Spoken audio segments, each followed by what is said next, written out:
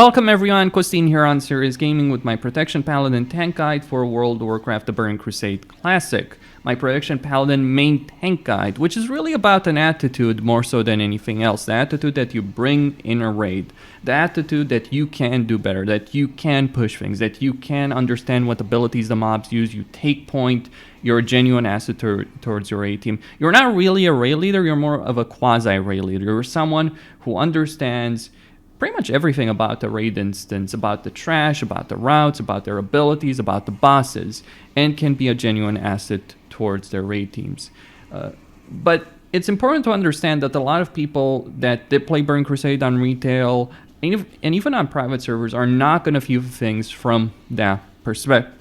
From their perspective, Paladins are great trash tanks, the guys we need for something like Morgrim Tidewalker, the Murlocs on Morgrim Tidewalker, or the Ghouls in Mount Hyjal. That's their perspective. But that they're trash on bosses because, hey, threat issues, mitigation issues. Much of that isn't untrue. It's really a perception issue rather than an actual problem that you have to deal with.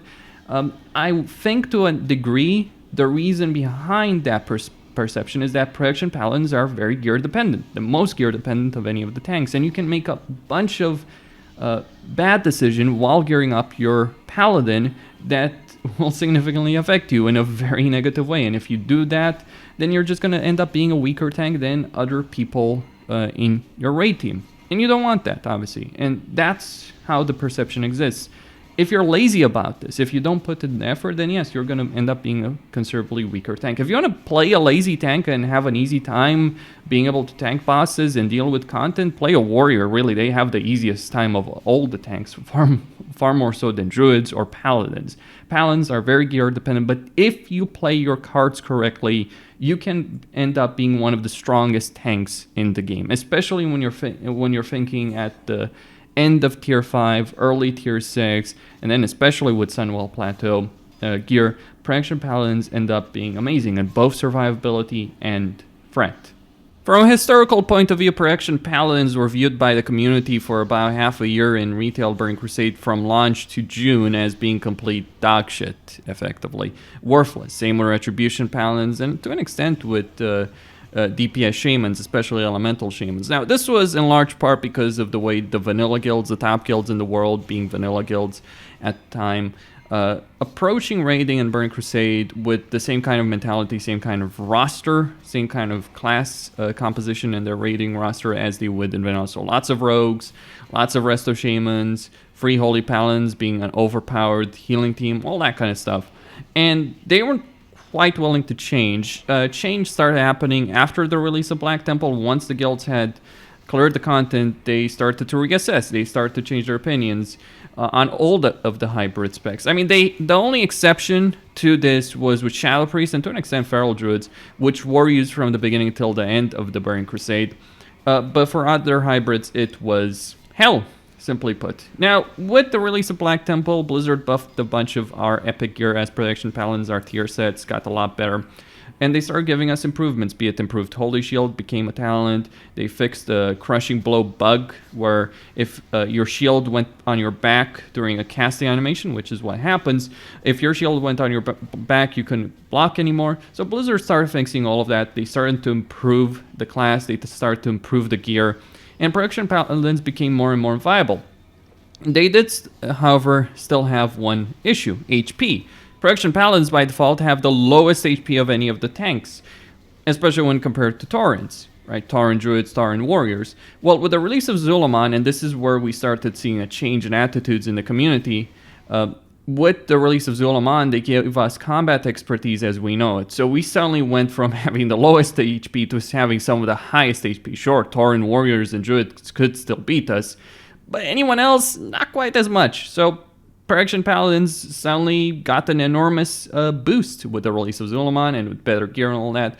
Basically, by the time the Sunwell came out, Protection Paladins were starting to see widespread usage in the community. But even then, it was more so of an off-tank perspective, not the tank that you'd have tanking the big boys, not the tank that you'd ever see doing Illidan main tanking job. Even though Prop Paladins are better at tanking Illidan than they are at tanking Illidan's ads. Just how it goes. And that's one of the reasons I tanked Illidan for my guild on retail. It wasn't because, oh yeah, I'm the main tank, I'm really pushing for it. It's like the raid leader came to the conclusion that it was the most sensible decision. It was more sensible to have a warrior on one of the ads than it was to have a paladin. And that paladin was better to have on Illidan. Just how it went. But it took time, it was rare, and for the most part, even with Sunwell Plateau, even with Felmist and Muru, it was always like an off tank, a trash tank, and a weaker tank than warriors or druids. That was how Burning Crusade ended. And private servers haven't really changed that. That's because although some private server guilds have figured out some things that just seem unimaginable when you're looking back on retail Burning Crusade, that kind of knowledge is not widespread because the Burning Crusade private server community is nowhere near as large as the vanilla private server community was. I mean, think of it. Nostalrius was so huge that when it was shut down, we ended up getting Classic because of the backlash to that decision. That's just not the case with Burning Crusade, so the knowledge is not quite out there. So what can Prediction Paladins do? What are the benefits of having one in your raid?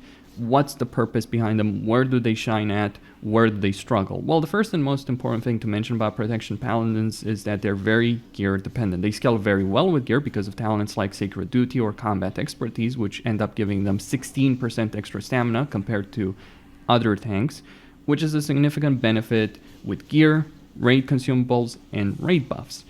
But the trade-off is that you start off with the lowest HP and lowest survivability of the free tanking classes with no gear. So you need gear to make up for it. But the problem is you can't just go for stamina right off the bat. You also have to get immune to crushing blows to be able to either miss, dodge, parry, or block every hit that's coming your way. And even if you're not the main tank, this is still important because it will significantly reduce the damage you're taking. That's why I made an entire gearing up guide piece by piece pre-raid tier 4 because getting this done correctly is very important for your survivability, after which you should focus on Fret. So focus on survivability first, then get Fret, and you will end up being far more powerful than you would otherwise.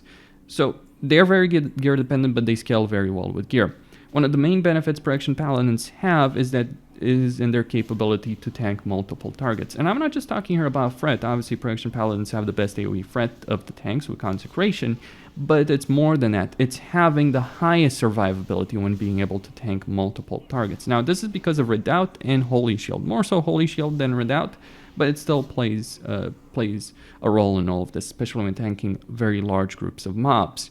So the way it works is when tanking multiple targets, being able to miss, dodge, parry, or block all of their attacks is very crucial. Paladins are the only tank capable of doing this on more than 2 or 3 targets. Druids can't do it because they don't have parry and block. Warriors can't do it because their shield block only has 2 charges. So you're the only tank that can, and the amount of damage you can reduce this way is absolutely ridiculous compared to druids or warriors. You could end up tanking more mobs than a warrior and a druid combined and take less damage than either of them. It is that fucking crazy. And although this wasn't necessarily recognized to its full potential on retail, some guilds on private servers have done incredible things. Take a boss like Muru.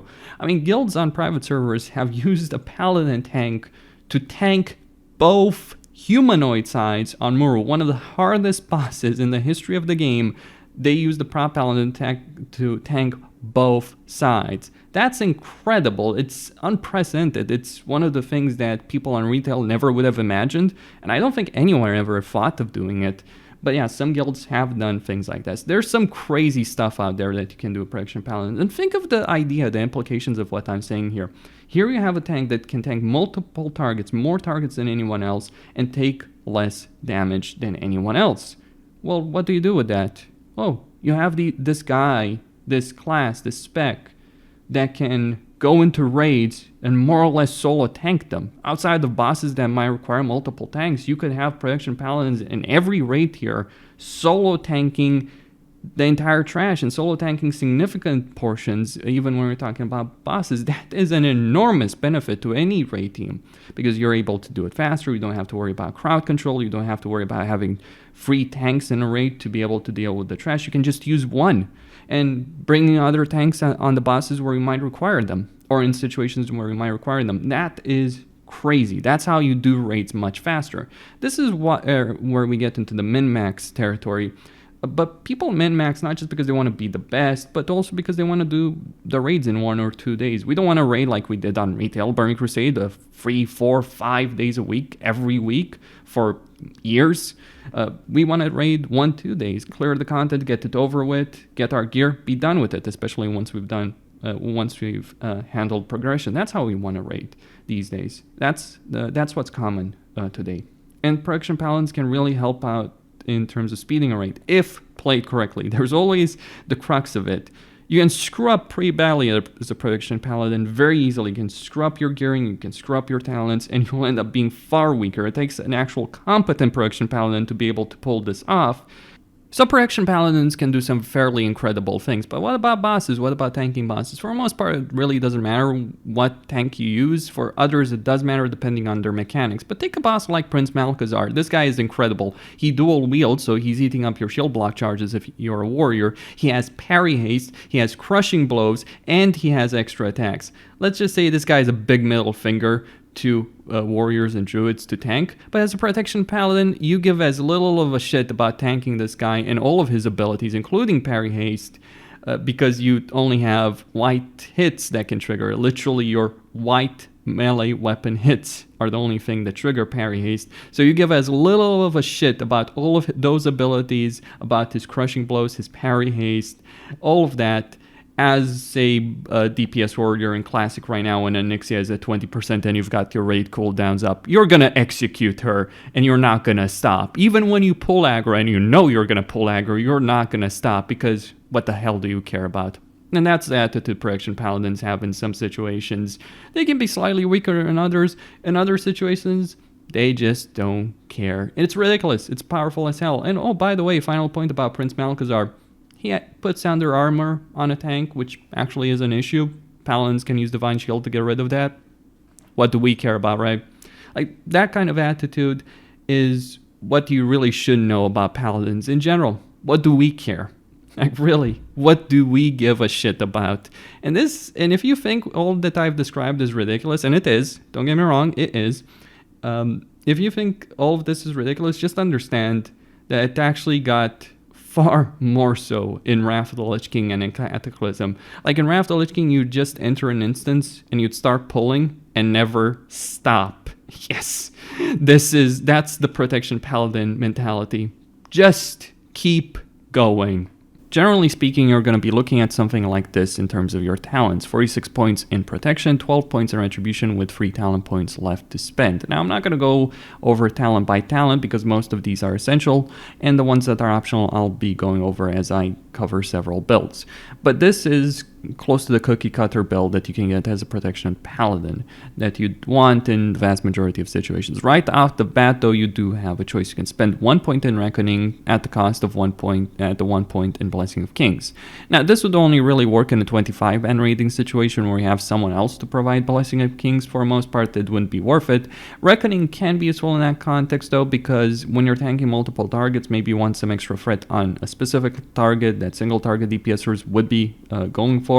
Can improve your DPS, your threat on that particular target, and can be useful also on bosses that hit very fast or have special abilities that will trigger this. Most of the time, Reckoning is not worth it, to be perfectly clear, but it's a small threat bonus that you can get by only losing Blessing of Kings, which someone else can provide. Most of the time, however, you will want to have Blessing of Kings. But then you have 3 points to spend. Now, in a 25-man raiding situation, if you don't have a Retribution Paladin, you want to get Improved Seal of Crusader, which will make your Judgment of the Crusader increase the critical strike chance of all attacks made against the target by an additional 3%. So it's basically a 3% crit bonus for your DPSers and your tanks, which is useful. Alternatively, you can take these 3 points and put them in Pursuit of Justice, 15% extra movement speed. Or more commonly, and this is what I personally like to do in most situations, get 3 points in Precision. Increases the chance that you will hit with melee weapons and spells by 3%. It's not worth as much for yourself as a Protection Paladin as it would for other people, but it's still 3% hit. It is a bonus to your threat. And that's basically your cookie cutter build that you can use. 49 points per action, 12 points in retribution. Highly recommended. And this would be something you'd use for 5-man dungeons, 10-man raids, and 25-man raids. But for 25-man raids, if you don't have a rep paladin, go improve Seal of Crusade. Alternatively, you can dump the points in Ardent Defender. Now, this is useful if you're dealing with a lot of mobs or even bosses that don't necessarily hit very hard on an individual attack, but have multiple attacks or a lot of mobs that you're dealing with that do less damage per attack. It can save your life, it can reduce the damage you're taking, it can give some breathing room to your healers. Most of the time you want to have it. But if you take these 5 points from Ardent Defender and 1 point from Precision, you can do something like this. You can get 3 points in Crusade. Increases all damage caused against humanoids, demons, and undead, and elementals by 3%. Now, alternatively, actually, you could just take the points Precision, keep 2 points in Ardent Defender. It's still some damage reduction if you so care about it. Don't necessarily think it's worth it all that much, but depends on what you want. The important thing, though, is you gain 3% extra damage on most enemies, 3% extra threat. That can be worth it. And this kind of build, 33 points in protection, 18 points in retribution, is useful if you want to increase your threat output. You do lose some survivability, especially in AoE tanking situations, which you'll be dealing with a lot as a protection paladin. But you will gain a decent amount of threat. It can be worth doing. Hell, there are worse swaps in terms of survivability to threat that you can make in the game. Now, some people would take this even further. They would get rid of all the points in precision, and they would also get rid of Avenger Shield. Now, the reason they do so is because they would then spend 2 points in, say, Pursuit of Justice and get Sanctity Aura. So 40 points protection, 21 points retribution. Is this worth it? No. See, Sanctity Aura increases your holy damage done by 10%. It can be useful, never mind you're losing a retribution aura, you can't use another aura, but it does increase your holy damage by 10%. Now, holy damage by 10% sounds great, but losing Avenger Shield is actually not a worthy trade-off for it, in most situations. That's because Avenger Shield gives you a significant bonus to your burst threat, which can't be understated. Look at it from a DPSer perspective. If you're playing a DPSer in Burning Crusade, the way you should look at things is the moment the boss is pulled, maybe even before that, maybe slightly after that, but anyway, at the start of the fight, you want to end up using your trinkets, your potion, any 2 or 3 minute cooldowns, and start hammering the boss. And the reason you do that is because you will end up having those cooldowns for more throughout the fight. You'll have higher uptime, which means that your damage is going to be quite a bit higher. In some cases, you might even go crazy and use longer cooldowns and even Bloodlust from the very start of the fight. Now, this depends on the boss encounter, but DPSers want to do that to improve their damage. And on top of that, there are certain items, quite a few items, set bonuses, even weapons, where you have a chance on hit effect. Basically, the way that works in a lot of situations is you have some internal cooldown on them. You get a nice benefit, but you have some internal cooldown to deal with. You want to trigger that cooldown as quickly as possible, so you, again, get the use of that effect for more throughout the fight. So hammering a boss from the start, using all cooldowns at the start, especially shorter ones, is a perfectly viable and reasonable strategy. And this is the way you should view things as a tank. Go crazy at the start, put in as much threat as possible at the start, use trinkets, use wings, use destruction potion even, use an Avenger Shield, use Judgment, use Exorcism if it's available, and you'll do a significant amount of threat. More so than any benefit that Sanctity Aura will give you throughout the fight. It's more important to have Avenger Shield than it is to have Sanctity Aura in most situations.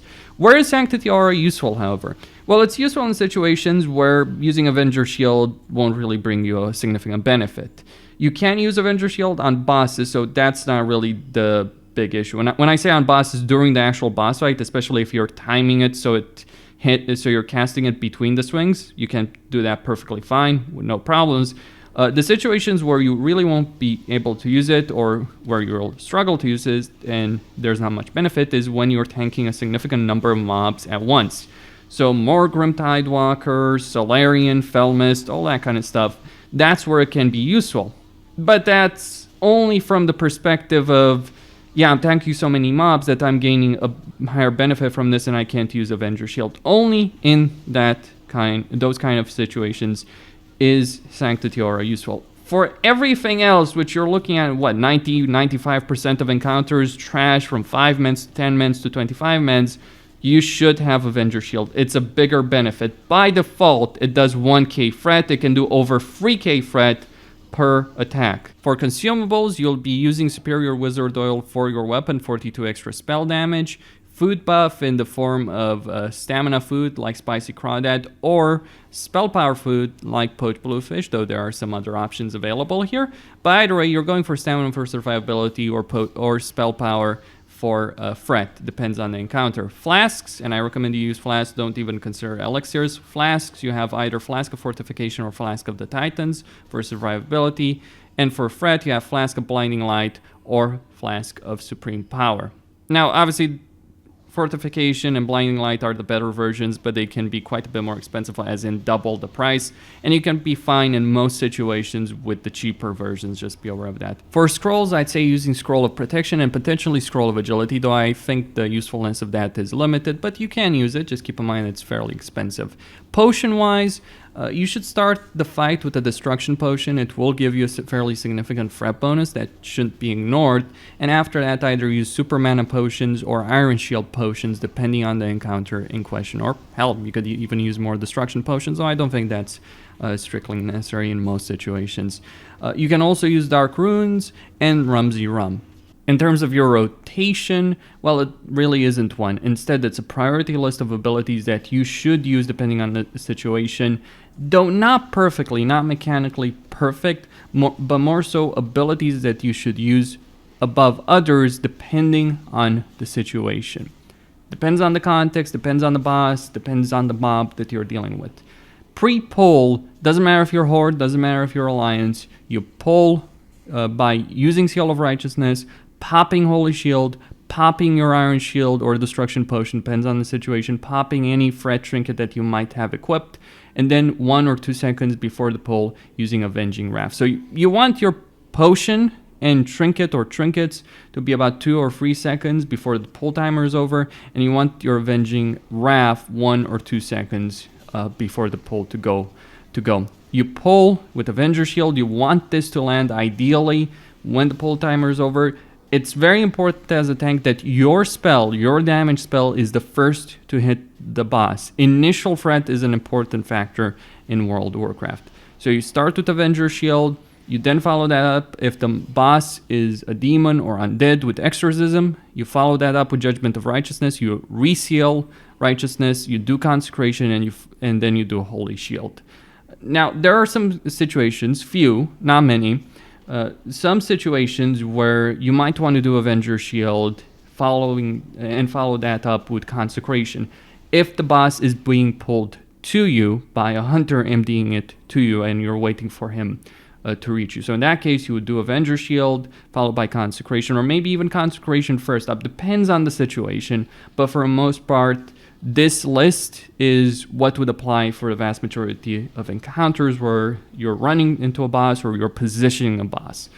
Finally, after Avenging Wrath is over, after the Destruction Potion Trinket effect is over, on your third judgment, you want to judge either Crusader or Wisdom. Depends on the situation. If you have a Retribution Paladin, you'll probably be judging Wisdom.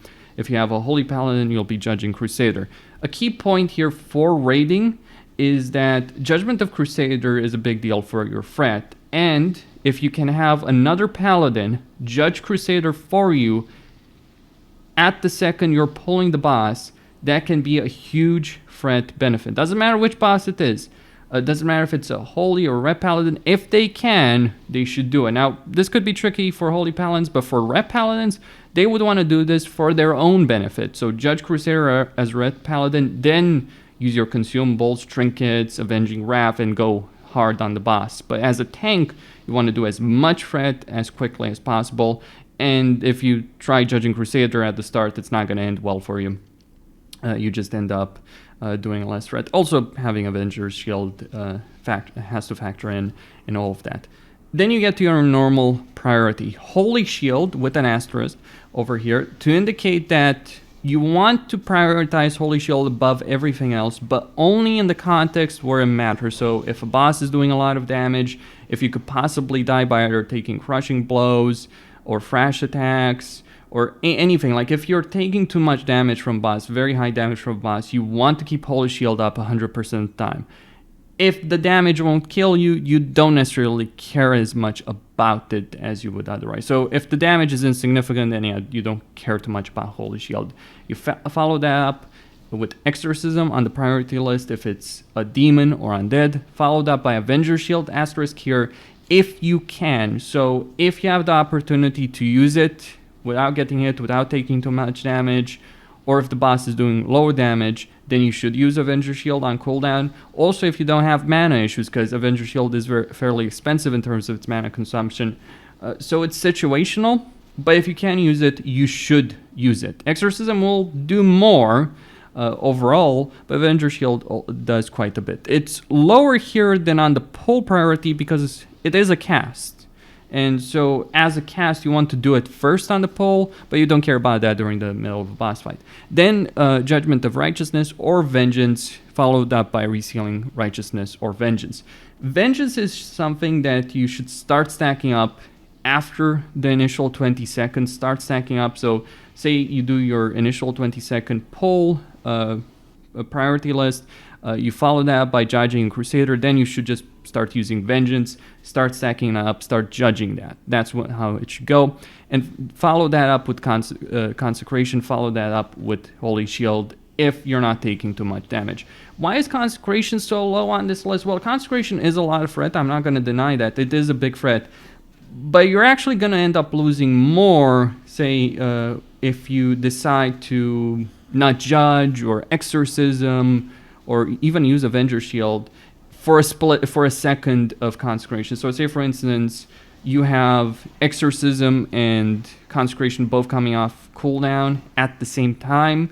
You should use Exorcism in that situation. One tick of Consecration is not worth Exorcism or Avenger Shield or even Judgment of Righteousness or Vengeance. Those are more important. Even Resealing is actually more important than Consecration, at least when it comes to Seal of Righteousness. I don't quite really know about Vengeance. I've always played the Blood Elf, so I don't quite really know the numbers about Seal of Vengeance, but Seal of Vengeance is only something you're really going to use with a slow weapon. Once you start getting a fast weapon, most of your caster weapons available in the game are fast. You'll just want to go Seal of Righteousness full time. And that's how it should look.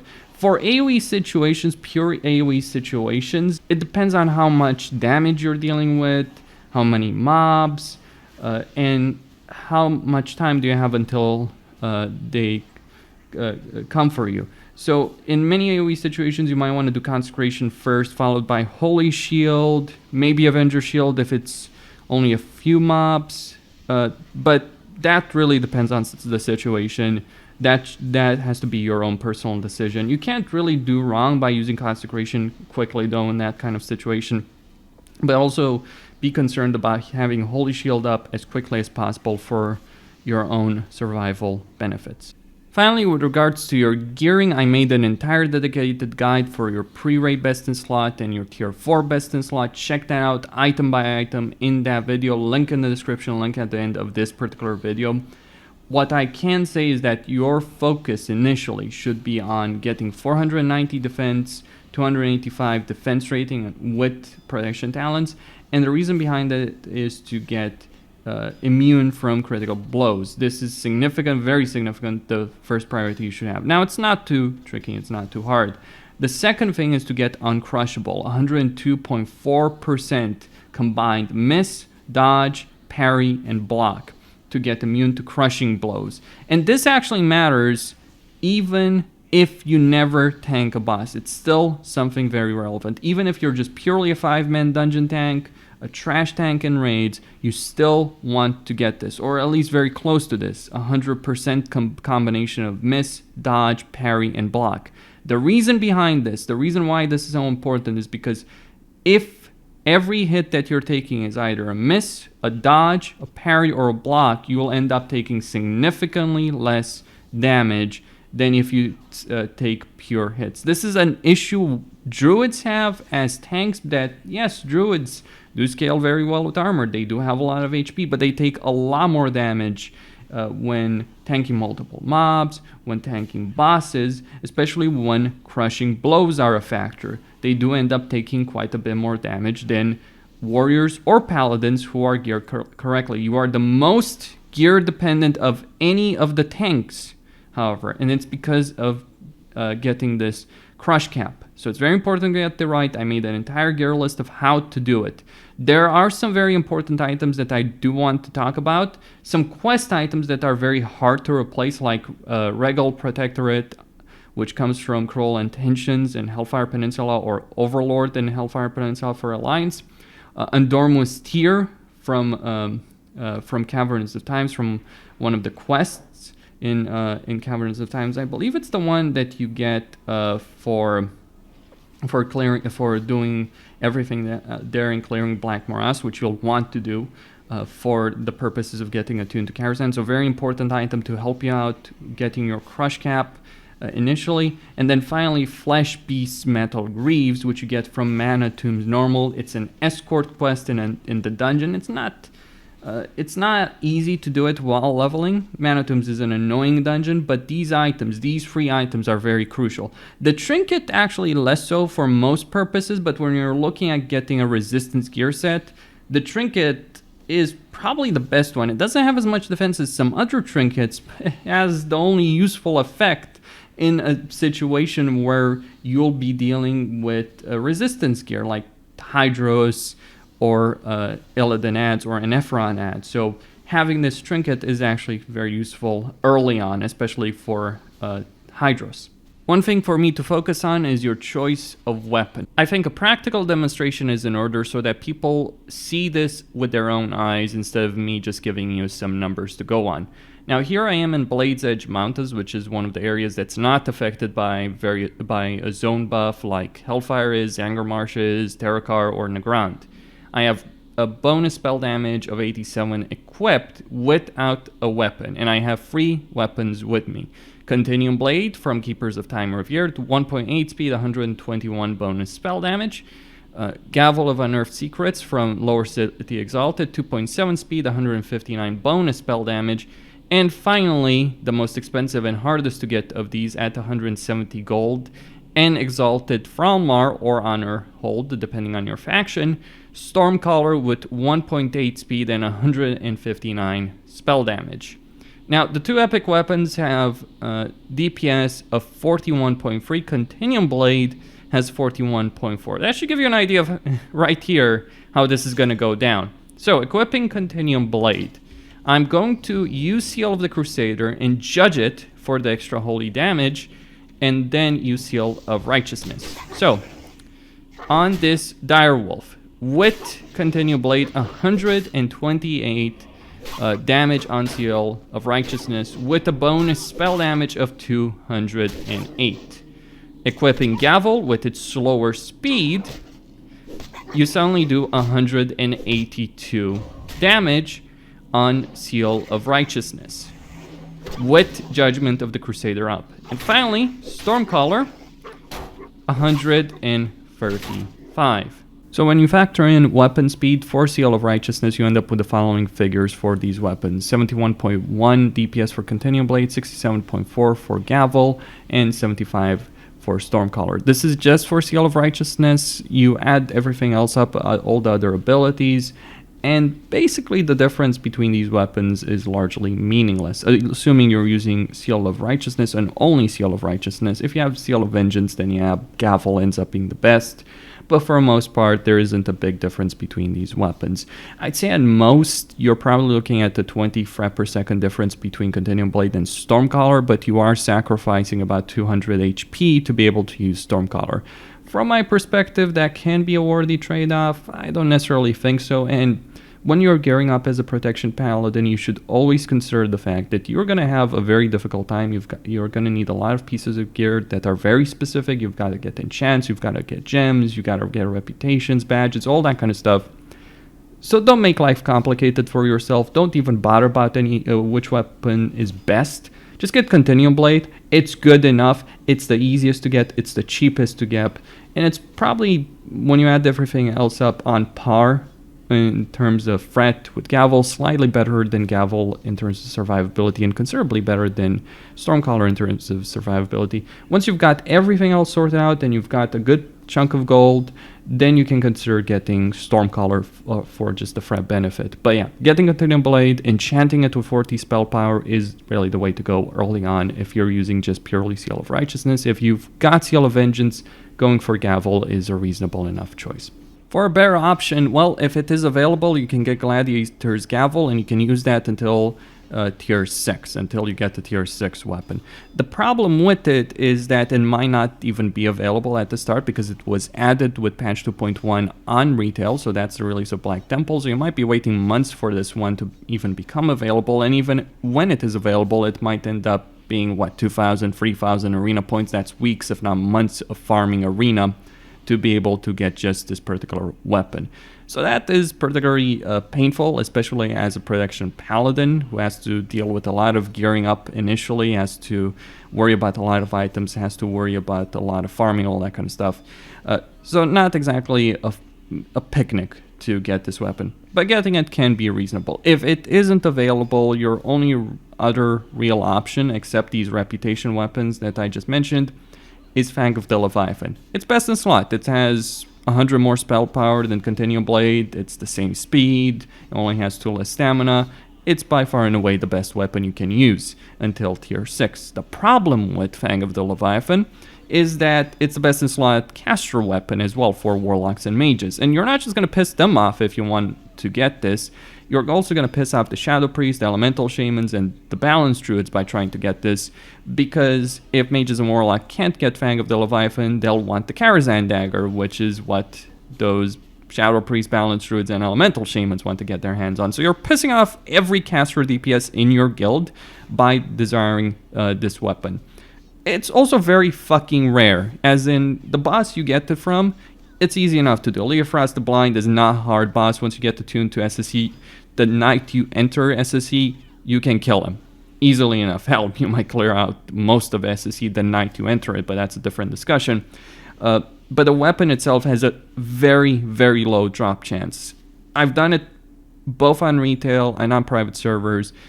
I did him on retail for about half a year, if not more, about the same on the Netherwing private server. I didn't see a single fucking sword. So don't count on getting Fang of the Leviathan, but if you do see a drop, make the argument that you should get it over anyone else, especially so if Gladiator's Gavel is not available in the game. So that's all I really had to say about the Protection Paladin in this video. I might do a gearing up guide for tier 5, tier 6, and Sunwell Plateau. What are the best in slot items you should be looking for in those particular rating tiers? But for the most part, I covered what you need to know about Protection Paladins. Strongly recommend, again, that you check out my pre-raid best in slot list and my tier 4 best in slot list video. It will help you, especially early on. I would have to say this about the Protection Paladin. If you're lazy, if you don't put in the time and effort, then you're really not going to be good for more than just tanking the Murloc ads on Morgrim Tidewalker or the Ghouls in Mount Hyjal. But if you do dedicate yourself to it, you have a great deal of potential. Potential to the point that you might be more or less solo tanking entire raid instances for all the good the other tanks are doing in that kind of situation. There is a great deal of potential for the Protection Paladin, far more so than many other classes, many other specs, but only if you care about it. Costin here on Serious Gaming, signing out. Don't forget to subscribe, like, and enable notifications. And if you do enjoy my content, please do support me via PayPal, Patreon, or through YouTube channel membership. It does help me keep going.